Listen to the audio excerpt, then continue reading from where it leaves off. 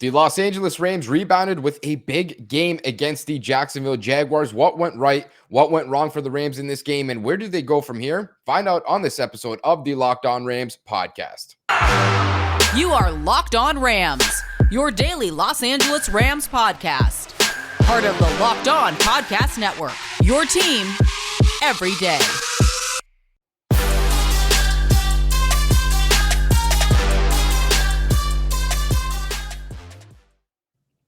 Rams Nation, what is going on? As always, it is your boy, your host, Sosa Kremenjas. I'm a fantasy analyst at Pro Football Focus and your host here at the Locked On Rams podcast, your number one daily podcast covering the Los Angeles Rams and part of the Locked On Podcast Network. Thank you guys so much for always making us your first daily listen here at Locked On Rams. And as I mentioned in the intro, we finally have a Victory Monday to cover here. It's been a while. The Rams went an entire month, so November, the entire month, without a win. They did have a bye week in there, of course, if you guys don't recall, which is why they went the whole month without a win.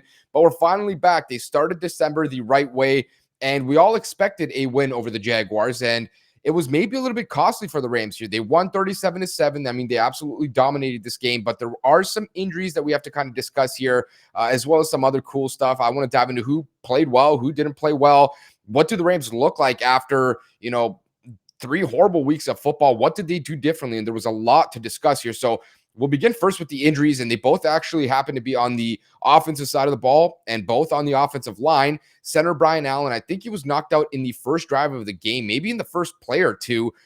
Looked like somebody kind of rolled up on his ankle, and it was good news that he was still out there in his uniform, but bad news was that he didn't return, and Coleman Shelton did take over for the rest of the game there at center.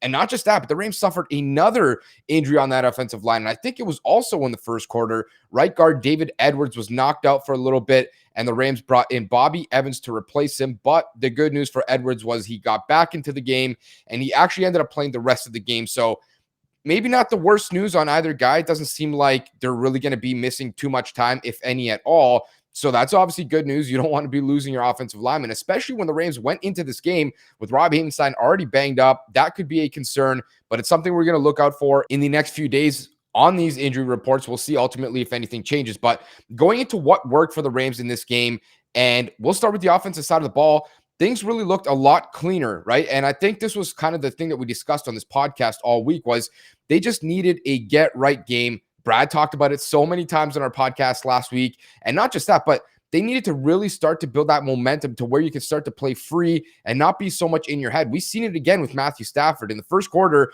he was struggling. I mean, there was some inaccurate passes again. It wasn't really any great play from the offense. It kind of felt choppy like it did for those last 3 games, especially the Green Bay game where it wasn't just terrible. But then he started to find Cooper Kupp and really got into a rhythm. And from there on out, he never really looked back. It was just a great pass after great pass, good drive after good drive, touchdown after touchdown. Ends the game with 295 passing yards, 3 touchdowns, no turnovers. That is the most important statistic here. No pick sixes. Obviously, we're going to take that. And no turnovers in general, no sack fumbles, no interceptions. So very good, clean game from Stafford. It really feels good to see him go back to that early midseason form. And he connected with some guys that we haven't seen him connect with in a minute. I mean, we're talking about, Tyler Higbee on a few reps where he has 5 receptions for 48 yards, or Odell Beckham. They still don't have that up to par speed there, especially on the connection side of things deeper down the field. There was a couple of missed passes. We saw one on the boundary, one-on-one deep shot. We saw one in the seam.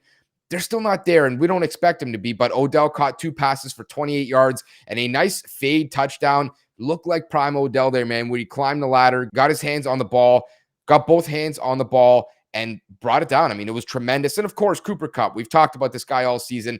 Arguably the best receiver in the sport right now. 8 receptions, 129 yards, a touchdown. He wins on a 2-way go on a post where he scores, I want to say like a 20-yard touchdown. He's got another long catch, a 43-yarder on the tight end throwback there. And it was all good to see. It really all stemmed from their ability to run the ball, which is something we've talked about on this podcast a lot. And they really dedicated this game to running the football. But not just that. There was a lot more offensive, personnel, schematic types of changes we'll dive into in just a second. But Darrell Henderson did not start in this game. We got light of this news over the weekend, which is funny because my episode last week on Friday, the mailbag, we talked about Sony Michel should be out there over Henderson. Like, we all saw that Henderson was leaving something to be desired. His speed was just not up to par. His acceleration, his burst, tackle breaking ability, he was lacking in all of these areas. And it's something I've talked about in this podcast all year. Maybe he gained a little bit of extra weight trying to bulk up for this lead back bell cow type of role when Cam Akers went down. And we don't really know what the reason is why he's just not been as good. But the Rams saw it. That's why they made the change. They go out and start Sony Michel in this game. And yes, Darrell Henderson was hurt, so I understand. Maybe that's what's slowing him down. Maybe that's why he didn't play at all in this game. But according to head coach Sean McVay, he said Henderson could have played in this game. He was active. He was the emergency running back, as they call it. And there was no reason to go to him. I mean, Michel carried the ball 24 times in this game, had 121 rushing yards, a touchdown, averaged 5 yards per carry, which is a really good mark. Not just that, but this guy was breaking tackles at the second level. He was creating, consistently churning his legs and grabbing those few extra yards, forcing the Rams to stay ahead of schedule when it comes to down and distances and getting closer to that first down marker. That's exactly what the Rams needed out of this guy. He was really decisive, knew when to pick his holes, knew how to set up his runs, and he was hard to hit the hole. And not only that, but like I said, he was turning 2-yard runs into 4-yard runs, 4-yard runs into 7-yard runs, and 7-yard runs into 10-yard runs. And that has been the biggest difference from this game and from some of the past games we've seen from Darrell Henderson. Now, yes, it is the Jaguars. It's not exactly the most vaunted defense in the sport. I understand. But at the end of the day, I don't think I would have had any confidence that Henderson would have came away with a game like this. 121 rushing yards and then another 8 receiving yards. I don't know that he does that. I mean, Henderson has started every single game this season other than this Jaguars game and the Buccaneers game, and his season high in rushing yards is 90 yards. He didn't even hit 100 yards this season yet, and Michel in just his second start did it. He's already the single season game leading rusher, however you want to say it. It's kind of weird to say. He has 121 yards rushing in one contest here, and Henderson couldn't do that in 10, 11, 12 games. I mean, it really speaks to itself. He's the first 100-yard rusher the Rams have had this season. And again, yes, it is the Jaguars. Yes, he might not be able to do it again next week against the Cardinals. I really don't know. But what I know is I saw with my eyes a very visual and legitimate difference in how this offense operated. And it really trickled throughout the rest of the offense. It really worked. I mean, the Rams went under center a lot more, ran a lot more play action. You've seen some deeper shots kind of come from it. And that's really where the Cooper Kupp 43-yard play, that's how it worked. It came off the extension of a wide zone play action play where you have Cooper Kupp running the opposite side of where Stafford is dropping back. And that's how it works. I mean, that is what classic Sean McVay Rams football has looked like. And they dedicated this game to trying to do more of that. And it worked. And in just a second here, I want to tell you about some of these schematic changes. The offensive line, what did they do there? Some of those varying personnel packages, more tight ends. It's very fascinating what the Rams did, and it was very, very different compared to what they've done all season. Just before we get there, you guys can follow us on Twitter at QBsMEP, at Locked On Rams, and on YouTube at Locked On Rams. And does this sound familiar? You've got one device that lets you catch the game live, another one that lets you stream your favorite shows. You're watching sports highlights on your phone, and you've got your neighbor's best friend's login for the good stuff. Well, I want to tell you about a simple way to get all the entertainment that you love without the hassle, and a great way to finally get your entire TV together. It is called Direct TV Stream, and it brings your live TV and on-demand favorites together like never before, so you can watch your favorite sports, movies, and shows all in one place. That means no more juggling remotes, no need to buy a bunch of other devices, and the best part is there is no annual contract, so you don't have to sign any long-term kind of deals here. So get rid of the clutter and the confusion and get your TV together with Direct TV Stream. You can learn more at directtv.com. That is directtv.com. And thank you guys so much for always making us your first daily listen here at Locked On Rams. Now we'll pick up with where we left off, and that is back on the offensive side of the ball. And I talked about what were some of these changes that the Rams had in this game. And I noticed that right from the get-go, they were running jumbo packages out there. And you're probably asking, what on God's green earth is that? Well, they had a bunch of plays, and I'll have more of these numbers tomorrow when I really get to dive into it from PFF. But they had a bunch of plays with 2 tight ends out there, so 12 personnel, a bunch with 3 tight ends out there. You've seen Kendall Blanton, Bryson Hopkins out there, which we've really never seen all season. And then not only that, but we've also seen from this game where they ran these jumbo packages. They call it, a swing tackle, which means a 6th offensive lineman, your backup tackle, your first backup offensive lineman out there. Joe Noteboom had a bunch of snaps for the Rams. They even had 9 or 10 guys pretty much along the line of scrimmage there, or, one wide receiver flexed out and everyone else bunched up there on the line of scrimmage to try and run the ball more effectively in this game. And that's what we've begged for, everyone really across the board in this fan base. I mean, you've heard it. Everyone wanted to see more personnel packages, more tight ends, more 12 personnel, a little bit less 11 personnel, a little bit more under center, a little bit more running the football, a little bit more play action. And that's exactly what the Rams did in this game. And I'm not saying that this is the new offense. Maybe it's not, maybe it is. But even if you only do this a handful of snaps in a game, it's enough to force teams to have to designate certain packages and spend certain days throughout practice preparing for that kind of a formation. Like, that is the biggest difference here now, is if something that the Rams are trying is not working in a game, they can adjust and go to something that is entirely different, and that might work, because before it was just 11 personnel over and over and over again, and it didn't work for, the last 3 weeks, yet the Rams really didn't change. They didn't have anything to go to other than that, and they kept trying to do the same thing over and over again, and it just wasn't working. So that's really the biggest difference right now, I feel like, for this offense is, yes, they executed better. Yes, there was no turnovers. Yes, no pick sixes. Of course, that is always going to be paramount. The execution is always the most important play, or the most important part of a play. There's no doubt about that. But in terms of how they went about it, it was very different in this game. We didn't see a ton of 5 wide, empty kind of sets. There was a handful here or there, but in general, they really did a good job of mixing and matching their offense in this game. And I think that's part of the reason why they go back to nearly scoring 40 points after looking just god-awful for 3 weeks. And now I really feel like the Arizona Cardinals, who are next up on the schedule, are going to have a lot more to prepare for when it comes to the Rams, because now, are the Rams going to go 12 personnel? Are they going to go jumbo? Are they going to go 5 wide? Are they going to go 11 personnel? Are they going to run the ball 25 times, or are they going to throw it 45 times? It's really hard to prepare when a team is that multiple. And I think the Rams did themselves a huge favor in this game by changing it up. The last bit of the offense there that we have to talk about was the offensive line. Matthew Stafford, I think, was only sacked 1 time, and I believe that was probably on Sony Michel. Wasn't a great pass pro rep there. But other than that, I mean, the offensive line was absolutely outstanding, especially in the running game. They were blowing guys off the line of scrimmage with ease consistently. You've seen, 4, 5, 6 yards sometimes where Sony Michel would get downfield, and he was not even touched yet. So a really impressive performance by those guys. I think, you got to feel good about that rebound performance after the last few weeks. Now, flipping to the other side of the ball, according to PFF, and these numbers might be a little bit off or different when you look at some other source, but Aaron Donald led the way with 1.5 sacks. You love to see that. Ernest Jones got the other half sack.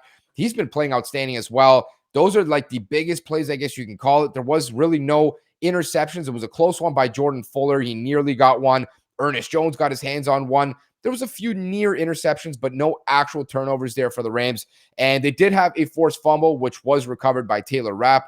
I don't recall who forced it. I think it might have been Ashawn Robinson, though, who's also been playing out of his mind. And then the tackles for loss. I mean, the Rams were really active against the run in this game. Aaron Donald with 1, Darius Williams with 1, Von Miller with 1, and Obo Okoronkwo with 1 as well. Oh, and I forgot, Aaron Donald also had a forced fumble early in the game where he kind of just tossed James Robinson, made him look like a rag doll, and he forced a fumble there as well where Jalen Ramsey scooped and nearly scored on the play. So in general, I mean, the defensive performance was outstanding. Let's just call it what it is. Trevor Lawrence, 145 yards in this game, averaged 5.2 yards per attempt, was sacked twice. That is not a good performance for him. Of course, that's not really a surprise either, but at the same time, they did their job. Then you go into the backfield. Carlos Hyde averaged 2.7 yards per carry. Trevor Lawrence, 2.5. Laviska Shenault, 0.3. James Robinson, 3 yards per carry. CJ Beathard, 2 yards. I mean, they were absolutely outstanding and super stout along the line of scrimmage. This defensive line has done such a good job at stopping the run now for multiple weeks. I mean, we're talking all the way back to that San Fran game. I think that's really where they started to take that leap into this next tier of really, really good run defense. And yes, I even mentioned it back then. I said they played really solid in that game. And a lot of people were like, you're crazy. I don't know what you're talking about. They had 15 play drives. They scored X, Y, and Z points. They did this and that. But at the end of the day, they did enough to try and win those games. And I thought they were close to really getting into that groove of playing good football. And now we see it in this game.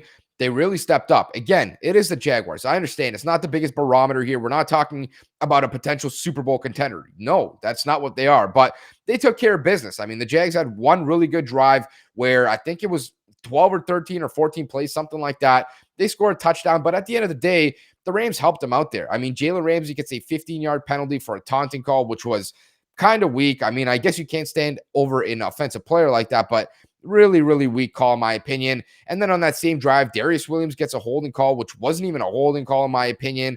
It was on the goal line, so it really didn't matter at the end of the day. But I mean, at the end of the day, they did a really good job at just defending this team. They didn't give them really much of anything. They had stops on fourth down. They had multiple turnovers. They had multiple sacks. Another one that was taken off the board by a holding call. I think it was on Taylor Rapp. Should have been another Aaron Donald sack where he kind of horse-collared Trevor Lawrence in the pocket, but that's not a penalty call. If you're in the pocket, you are allowed to horse-collar a player. So in general, I thought there was a lot of guys that stood out. Individual performers that I thought were great. I mean, Aaron Donald absolutely ran this game. There was no doubt about that. And really everyone up front has to get a shout out. I mean, A'Shaun Robinson, really good performance. Great run stuffer. Greg Gaines has done such a good job as the starting nose tackle, taking over for an injured Sebastian Joseph Day. No doubt about it. This guy has taken a huge step forward in his development this season. I mean, you're talking about one of the better nose tackles right now in football, if not, one of the best run stuffers, period. I mean, they have done a really good job at developing him, Sebastian Joseph Day, A'Shaun Robinson, a lot of these guys into top tier run stuffers. The Rams have done really, really good in that regard. I mean, Von Miller didn't do much in this game. Leonard Floyd was active. Both guys in run stuff, not that much as pass rushers. Again, not that much was expected out of them, I guess, in this game because the Jags, they really weren't interested in dropping back and holding the ball for a long time. We'll see how those pressure numbers shake out tomorrow when I get a chance to look at them, but nothing crazy there. Troy Reeder, good game for him. He wasn't exposed in any way. Taylor Rapp, same thing. There was a play where he kind of gave up a decent chunk gain over the middle. I think it was to Laviska Shenault. I might be wrong on that. I can't recall which receiver it was, but in general, I thought everyone played solid in this game. Ernest Jones was one of the best performers in this game. He looks like a guy that's really, really developing quickly. Looks like he's going to be a good quality contributor for this defense at that second level. Nearly has a pick, has half a sack. He's active, man. This guy moves quickly. He was really good in run stuffing as well. And then the back end, there was nothing really too crazy going on there. The one thing that I think I want to mention was Taylor Rapp was getting kicked into the box very often, sort of as a sub-package linebacker like we wanted, only on third downs or really on passing situations. And then they would bring in Nick Scott there to play that deep half safety kind of role where, we've all kind of begged for Terrell Burgess. It hasn't been Burgess, but either way, the Rams have at least made that adjustment. Troy Reeder not out there as often. Again, we'll look at the numbers tomorrow. We'll really have all that in-depth stuff where we can look at snap counts and performances from an analytical perspective or a data perspective. But right now, I mean, in terms of the eye test, the Rams really did a good job, and I thought they did a really solid job on defense as well. In just a second here, we're going to pick up with the last area of the team, special teams, and then some records that were broken by wide receiver Cooper Kupp. But before we get there, make sure to tune back in tomorrow. Like I mentioned, we're going to have all the in-depth numbers and really get a good idea of who stood out in this game and maybe who didn't play as good as we thought. But before we get there, this holiday season, grab the protein bar that tastes like a candy bar, or let's just call it what it is. It's actually better than a candy bar. A Built Bar is filled with so much holiday goodness, rich with decadent flavor, and it's covered in chocolate. But the difference is they're low in calories, low in sugar, low in net carbs, low in fat, and they're high in protein. So you get the best of both worlds. It's delicious and it's healthy. There's so many flavors. You honestly have a hard time choosing between them because it's hard. I mean, there's a bunch of different flavors from raspberry to mint brownie, cherry, double chocolate, cookies and cream, peanut butter brownie. You guys know coconut's my favorite as well. If you want to cozy up, do something nice, get warm in the nice holiday spirit there when it's really cold out in December. I'm in Canada. It gets real cold out here. You get a little secret from me here. Don't tell anybody I told you. You grab a Built Bar, grab a nice little cup of cocoa or hot chocolate, something like that. Dunk it in there. I'm telling you, it's going to be one of the best things you'll ever try. Delicious bar. And then you get a little bit of Built Bar in that cup as well. And if you want to change it up, you can go get some marshmallowy treats from there. They got a different line of protein bars. They're called protein puffs, actually, and very different in terms of the flavors, very different in terms of the textures. If you guys want to try some of that out, go to Built.com and use the promo code LOCK15, and you'll get 15% off your order. Use the promo code LOCK15 for 15% off at Built.com. And I finally hit a nice big parlay for the Rams here. I had a bunch of picks from Matthew Stafford to score over 2.5 passing touchdowns, Van Jefferson to score, Sony Michel to score, and the Rams to cover 6.5 as the favorites. And if you guys want to get in on some of that action, go check out betonline.ag. They have you covered all season with more props, odds, and lines than ever before as football season continues its march towards the playoffs. BetOnline remains your number one spot for all these sports action this season. So go head to their new updated desktop or mobile website to sign up today and receive your 50% welcome bonus on your first deposit with the promo code Locked On to receive that bonus. From football to basketball to the NHL, UFC, right to your favorite Vegas casino games. Don't wait. Make sure to take advantage of all the amazing offers right now for the 2021 season. BetOnline is the fastest and easiest way to bet on all your favorite sports. BetOnline, where the game starts. Thank you guys so much for always making us your first daily listen here at Locked On Rams. For your second daily listen, go get some help when it comes to betting by listening to Locked On Bets. It is your daily one-stop shop for all your gambling needs. Locked On Bets, hosted by your boy Q, with expert analysis and insight from Lee Sterling. Now we can pick up with the final segment here, the special teams. And this might have been one of the cleanest special teams performances by the Rams. Really, the only one knock I think we have here was Ben Skoranek on a punt. He's the gunner, I think he was on that snap. And he just doesn't stop running. I mean, he runs into a punt returner, and it's a 15-yard flag for punt interference, which was really annoying, especially at the time, because it put the Jaguars in plus territory. I think they were right around the 50 or 45-yard line on the Rams side of the field just because of that silly penalty. You got to pull up. I mean, he's literally looking at the guy while he's waving for a fair catch. So I don't know how you run into him there. That was frustrating. But at the end of the day, really, in general, it was a clean game. As I mentioned, the Rams might have actually came away with their best play of the season on special teams. You look at Brandon Powell, a guy that they just brought up to the 53-man roster recently. 2 kick returns in this game, 81 kick return yards for an average of 40.5, of course, and a long of 65 yards. That's how we started the game. That's how the Rams opened the game, with a 65-yard return. He nearly housed it too. He's kind of like a smaller jitterbug style of player. It was really impressive and just awesome to see. I mean, it's been so long since the Rams have had a guy do something like that. It's been so frustrating. So to see someone like Powell actually spark that team with a special teams return, it feels like Pharaoh Cooper was the last guy to do that. So already he might be the best punt returner or kick returner on this team. Let's just call it what it is. I would love to see him get a lot more opportunities moving forward, because if they can even get 30 or 35 yards per return or something in that range, you're already getting a big advantage over the other guys that were taking it out of the end zone and getting 18 or 19 or 20 yards where they wouldn't even get back to the 25. That was really frustrating. So a huge shout out for Powell for stepping up like that, and the special teams in general. I mean, Matt Gay, 3 for 3 on his field goal attempts, 4 for 4 on his extra points. Didn't miss anything. No close calls. Actually, now that I'm talking about it, I reminded myself he actually kicked a kickoff out of bounds as well. So 40-yard penalty, as we know, that will put the ball at the 40-yard line for the opposing team. So that was the second blunder, I guess, for the special teams. But in general, again, solid. Johnny Hekker, 150 yards on 3 punts.